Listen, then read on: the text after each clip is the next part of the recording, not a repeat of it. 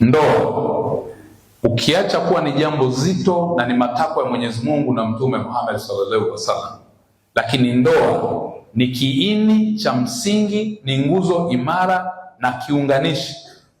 kati ya uwepo wa serikali,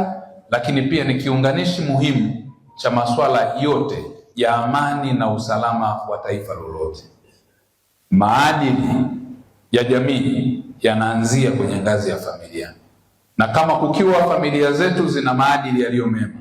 tafsiri yake ni kwamba wale wote wanaotokana na familia, baba na mama, na watoto watakaotokana na baba na mama wenye maadili mema ya kidini na maadili yenye misingi ya kufuata sheria na taratibu za nchi, maana yake ni kwamba mtoto atakayezaliwa atazaliwa kwenye familia iliyo na maadili, familia iliyo na msingi mema, familia iliyo na mtu ambaye atakuja kuzaliwa, mtoto yule atakulia kwenye maadili, atakuwa na uzalendo, atakuwa na utaifa, atakuwa na hofu ya Mungu, lakini mtu huyu ndiyo ambaye baadaye tutamtarajia kuja kuwa kiongozi aidha wa dini au kiongozi wa serikali.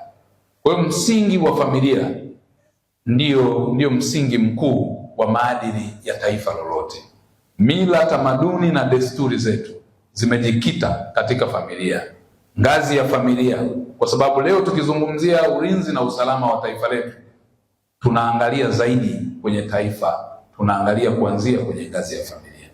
Kwa familia zetu kama haziko salama, viongozi wangu wa dini, mashehe wetu, rais wetu pamoja na mkurugenzi wa Al-Hikma Foundation,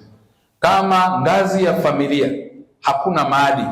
maana yake utarajie kama baba sio mhalifu, mama ni mhalifu. Kama hakuna maadili, utarajie watoto watakaozaliwa pale watakuwa wahalifu.